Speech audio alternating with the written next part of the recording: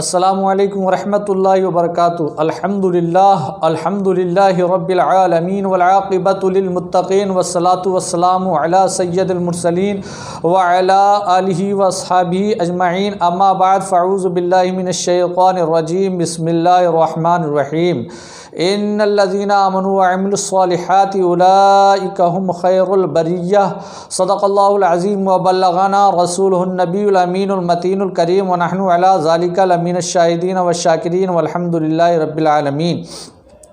دوستو، میں نے خطبہ مسنونہ کے بعد قرآن عظیم و فرقان حمید کے ایک بہت معروف و مشہور آیت کریمہ تلاوت کرنے کا شرف حاصل کیا ہے۔ گفتگو کرنے سے پیشتر ضروری سمجھتا ہوں سب سے پہلے آقا دو جہاں سرور کون و مکان صلی اللہ تعالیٰ علیہ وسلم کی مقدس بارگاہ میں جھوم جھوم کر درود و سلام کا ہدیہ پیش کریں، پڑھیں بآواز بلند درود پاک صلی اللہ علیہ النبی الامی وآلہ صلی اللہ علیہ وسلم، صلاۃ و سلام علیک یا رسول اللہ صلی اللہ تعالیٰ علیہ وسلم۔ اللہ تبارک و تعالیٰ ارشاد فرماتا ہے اس آیت کریمہ میں، جو آیت کریمہ میں نے آپ کے سامنے پیش کی ہے، ان الذین آمنوا وعملوا الصالحات اولئک هم خیر البریہ،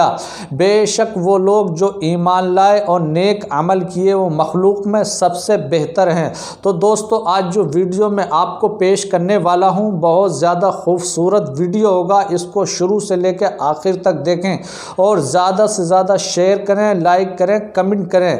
حضرات، میں آج یہ بیان کرنے والا ہوں کہ دیکھیے کون سے اعمال کیسے ہیں کہ جو آپ کو نفع دینے والے ہیں اور آپ کو جنت میں لے جانے والے ہیں، اور کون سے عمل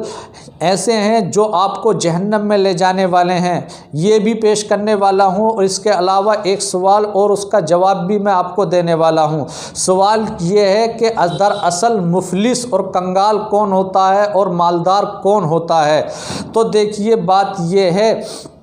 کہ بہت سارے اعمال ایسے ہیں جو آپ کو جنت میں لے جانے والے ہیں، جس کا حوالہ میں قرآن مجید و فرقان حمید سے دینا چاہتا ہوں۔ اللہ تبارک و تعالیٰ ارشاد فرماتا ہے کہ بے شک وہ لوگ جو نیک عمل کیے، پہلے ایمان لائے پھر نیک عمل کیے، وہ مخلوق میں سب سے بہتر ہیں۔ اللہ تبارک و تعالیٰ آگے ارشاد فرماتا ہے جزاؤہم عند ربہم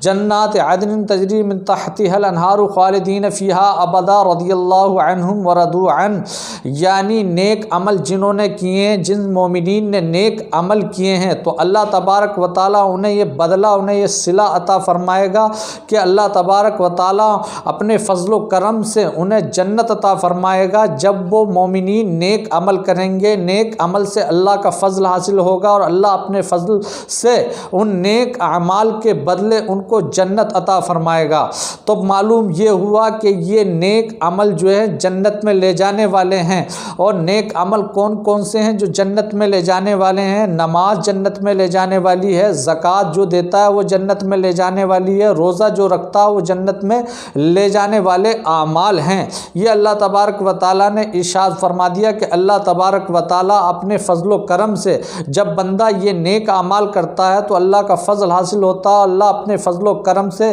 مومن صالح کو جنت عطا فرما دیتا ہے۔ پھر اللہ تبارک و تعالیٰ نے یہ بھی ارشاد فرمایا کہ مخلوق میں سب سے بہتر ہیں۔ تو معلوم ہوا ایک مومن صالح مخلوق میں سب سے بہتر ہے۔ اللہ تبارک و تعالیٰ ارشاد فرماتا ہے یہیں تک نہیں، خالدین فیہا ابدا، کہ وہ جنت میں نیک عمل کرنے والے مومن ہمیشہ ہمیش رہیں گے، اور اللہ تبارک و تعالیٰ ان سے راضی ہو گیا ہے اور وہ بندے اللہ تبارک و تعالیٰ سے راضی ہو گئے ہیں۔ یہ تو اعمال ہوئے وہ کہ جو جنت میں لے جانے والے ہیں، اور کچھ اعمال ایسے ہیں جو جہنم میں لے جانے والے ہیں۔ اس کو سمجھنے سے پہلے آپ کے سامنے حدیث پاک کے الفاظ رکھتا ہوں۔ حدیث پاک کے الفاظ یہ ہیں، عن ابی ہریرہ ان رسول اللہ صلی اللہ تعالی علیہ وسلم اتدرون ما المفلس قالوا المفلس فینا یا رسول اللہ صلی اللہ تعالی علیہ وسلم من لا درہم لہ ولا متاع، قال رسول اللہ صلی اللہ تعالی علیہ وسلم المفلس من امتی من یأتی یوم القیامت بصلاتہ وصیامہ وزکاتہ ویأتم قد شتم ھذا وقذف ھذا اکل مال ھذا وضرب ھذا وسفک دم ھذا فَيَقْعُدُ وَيَقْتَصُّ مِنْ حَسَنَاتِهِ وَهَذَا مِنْ حَسَنَاتِهِ فَإِنْ فَنِيَتْ حَسَنَاتُهُ قَبْلَ أَنْ يُقْتَصَّ مَا عَلَيْهِ مِنَ الْخَطَايَا وَأُخِذَ مِنْ خَطَايَا فَطُرِحَ عَلَيْهِ ثُمَّ طُرِحَ فِي النَّارِ قَالَ أَبُو عِيسَى هَذَا حَسَنٌ حَدِيثٌ صَحِيحٌ۔ اس حدیث کا ترجمہ اور مطلب اور مفہوم یہ ہے